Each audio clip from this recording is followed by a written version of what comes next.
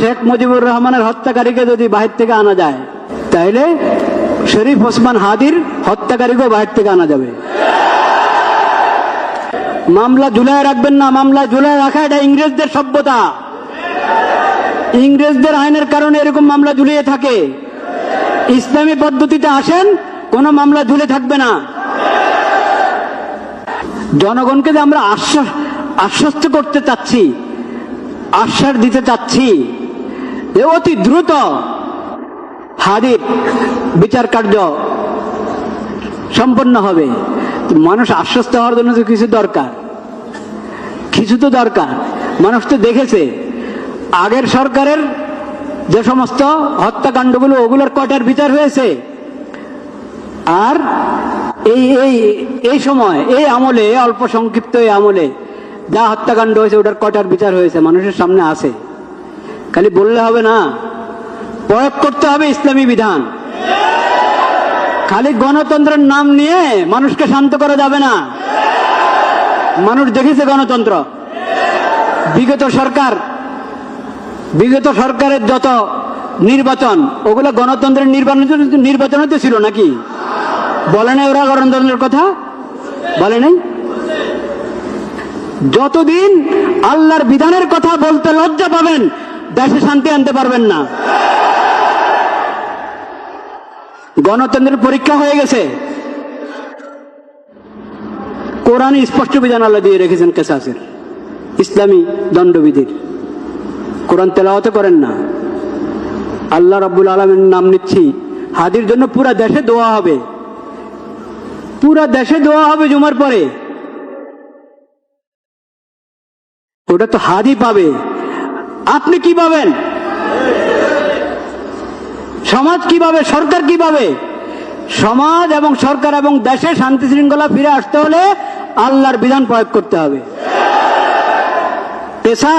কেসাসের বিধান আল্লাহ যেভাবে দিয়েছেন সেভাবে প্রয়োগ করেন। মামলা ঝুলায় রাখবেন না, মামলা ঝুলায় রাখা এটা ইংরেজদের সভ্যতা। ইংরেজদের আইনের কারণে এরকম মামলা ঝুলিয়ে থাকে। ইসলামী পদ্ধতিতে আসেন, কোন মামলা ঝুলে থাকবে না।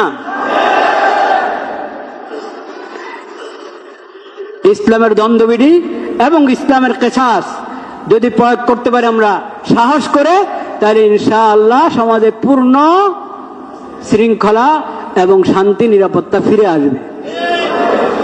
আল্লাহ রাব্বুল আলামিন সেই তৌফিক নসিব করেন। এখন কি হয়? বিশৃঙ্খলা সৃষ্টিকারীরা জেলে ঢুকলে আবার জামিন পায়। বিশৃঙ্খলা সৃষ্টিকারী কেন জামিন পাবে? অন্যায়ভাবে জেলে ঢুকে জামিন পায় না, হয় কিনা? এরকম ঘটনা আছে। কিন্তু বহুত বড় অপরাধী, পাপাচারী জেলে ঢুকে জামিন পেয়ে যায়, জামিন পেয়ে বেরো বিদেশে চলে যায়, হত্যা করে বিদেশে চলে যায়। হত্যাকারীদের শেখ মুজিবুর রহমানের হত্যাকারীকে যদি বাহির থেকে আনা যায়, তাহলে শরীফ ওসমান হাদির হত্যাকারীকেও বাহির থেকে আনা যাবে।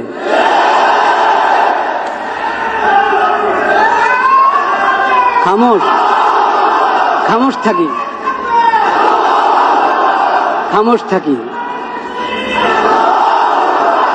উপলব্ধি করার চেষ্টা করি। ভাইরা আমার, উপলব্ধি করার চেষ্টা করি, শরীয়তকে বুঝার চেষ্টা করি, উপলব্ধি করার চেষ্টা করি।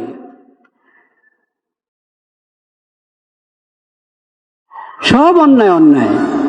শরীফ ওসমান হাদির রক্ত আল্লাহর কাছে এটাও রক্ত। আর চিটাগাঙে যে অ্যাডভোকেটকে হত্যা করা হয়েছে, সাইফুল ইসলাম আলিফ, তার রক্ত আল্লাহর কাছে রক্ত। যার খুন হওয়ার পরে, অন্যায় খুন হওয়ার পরে পুরা দেশ একসাথে জেগে উঠে, তার রক্ত আল্লাহর কাছে রক্ত।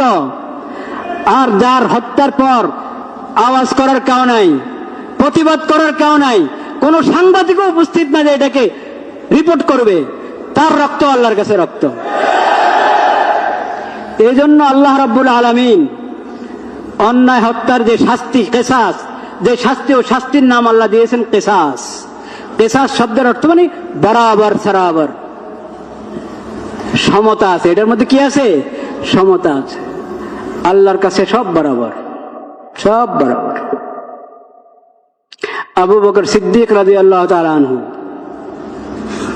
নবীদের পরে যার চেয়ে উত্তম ব্যক্তি সূর্য দেখে নাই, সে আবু বকর সিদ্দিক রাদিয়াল্লাহু তাআলার রক্ত আল্লাহর কাছে যেমন মূল্যবান, একবারে সাধারণ থেকে সাধারণ একজন মুসলিমের রক্ত আল্লাহর কাছে মূল্যবান।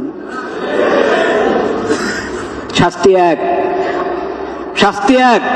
আবু বকর সিদ্দিক রাদিয়াল্লাহু তাআলার মতো নবীর পরে তার মতো আর মানুষ হয় না, কিন্তু কথার কথা বলছি, তার মতো কাউকে কেউ হত্যা করলো, সেখানেও যে হত্যাকারী শুধু তার থেকে কেসাস নেওয়া হবে, তাকেই বিচার হিসাবে হত্যা করা হবে। একজনের জন্য 10 জন নয়, একজনের জন্য 10 জন নয়। আর একবারে সাধারণ যে, তার ব্যাপারও যে হত্যা করেছে, যত বড় সম্মানী ব্যক্তি হোক সে সমাজে, যে হত্যা করেছে তাকে বিচারে আওতায় আনতে হবে, তাকে হত্যা করবে তার পরিবর্তে। এই না যে উনি যেহেতু বহুত বড় মানুষ ওনাকে মাফ করে দেওয়া হোক। ইসলামী শরীয়তে এসব নাই। প্রধান বিচারপতি বিচারের আওতার বাইরে, প্রেসিডেন্ট বিচারের আওতার বাইরে, প্রধান উপদেষ্টা বিচারের আওতার বাইরে। ইসলামে এসব বিধান নাই। সবাই সমান, আল্লাহর কাছে সবার রক্ত বরাবর, সবার রক্ত বরাবর।